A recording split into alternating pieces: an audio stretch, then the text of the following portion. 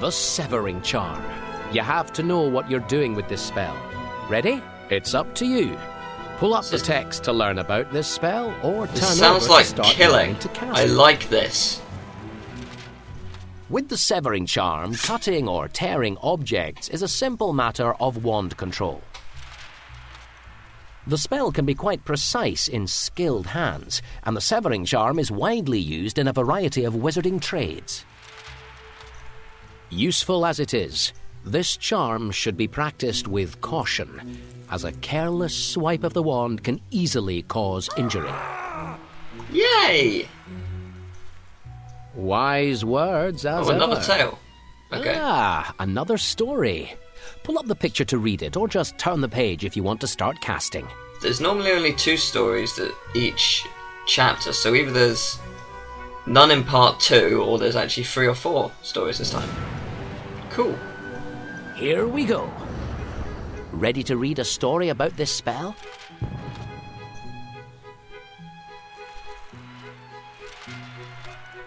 The Severing Charm was created in the 15th century by wizarding seamstress Delphina Crimp, who created it as an easy and convenient way of cutting cloth and thread. Prior to the invention of this neat, precise spell, wizards were apt to burn or shred anything they wished to cut. However, while Madame Crimp's invention benefited her work, it nearly cost her her life. Witches and wizards were subject to persecution in the 15th century, so Madame Crimp, who had become one of the most fashionable dressmakers in London, preferred to pretend that she had no magical powers. Unfortunately, the great beauty of her dresses and cloaks aroused considerable envy among other tailors, many of whom were convinced that she knew some secret that they did not. Even the ugliest. Oh my, what do you think is the answer here? I'd love to say gorilla, but it's not gorilla. The ugliest women seemed to look beautiful in her clothes, and Delphina grew richer and more successful every day. A rival Muggle tailor by the name of Snickerton disguised himself and applied for a post in Madame Crimp's shop.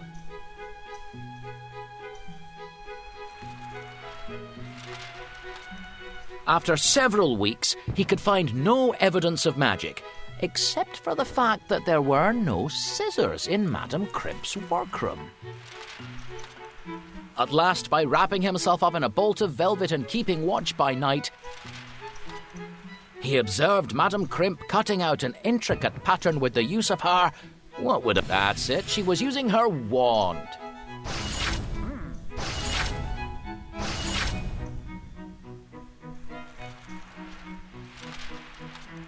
The following day, Snickerton led a band of men to arrest the accused witch. Cornered at her shop, she was unable to explain why she owned no scissors.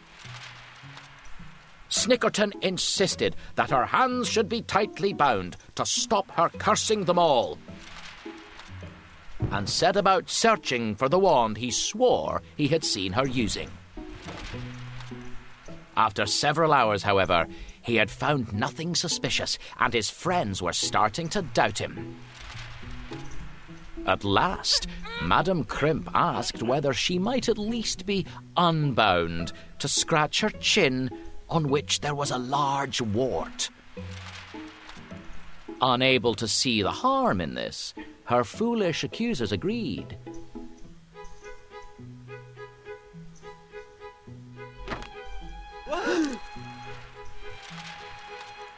The moment Madame Crimp touched the wart, it sprang out of her face, revealing itself as her concealed wand. She promptly disapparated along with... What would she take with her, do you think? That doesn't sound right. Perhaps try the other tab. It's not the clothes. Oh, that'd be funny.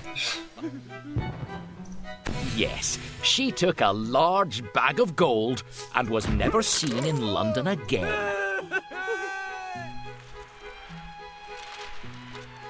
However, from that moment onwards, Snickerton, the tailor, was unable to produce any item of clothing, no matter how securely he locked it up overnight, without finding it shredded to ribbons every morning.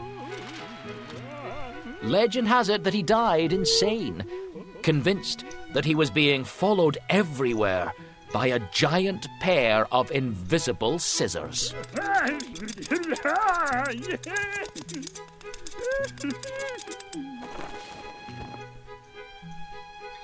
I just don't understand how someone can end up that insane. The lesson here being, never come between a skilled witch and her livelihood. Because there are people who Right. are like that. Turn the page. I just and don't let's see understand about how. casting the severing charm. A pile of leaves. What a mess. Just brush them away with your hands.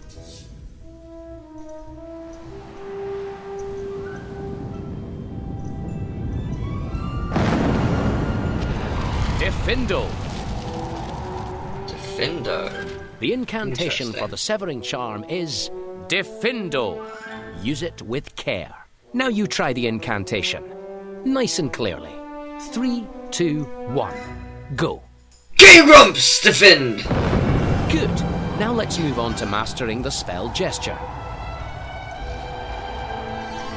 Alright. You're ready to learn the spell shape. Pull up the picture on the page. Maybe it's a Z for Zorro.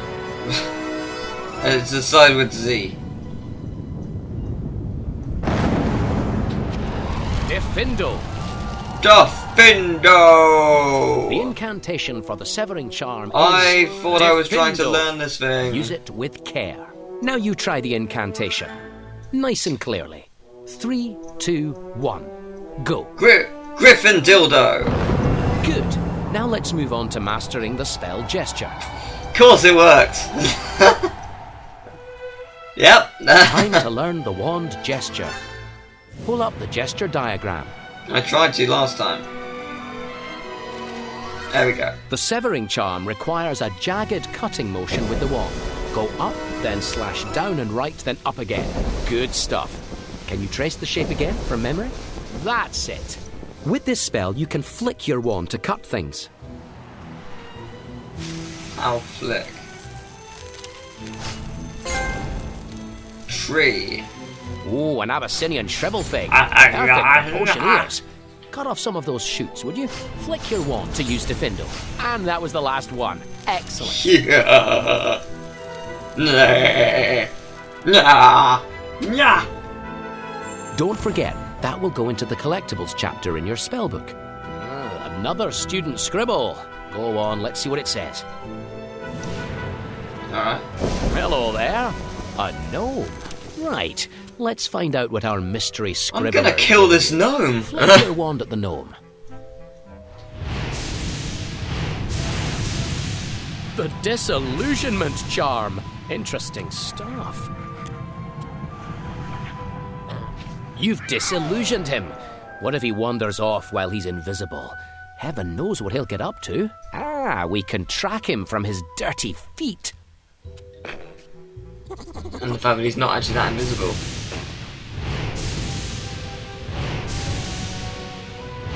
I'm very confused as to what I'm supposed to be doing here. Ah, our gnome's returning to normal.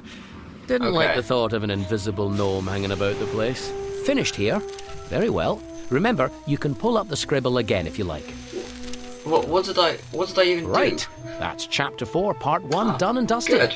Close the book to choose Chapter 4, Part 2, or to revisit another chapter.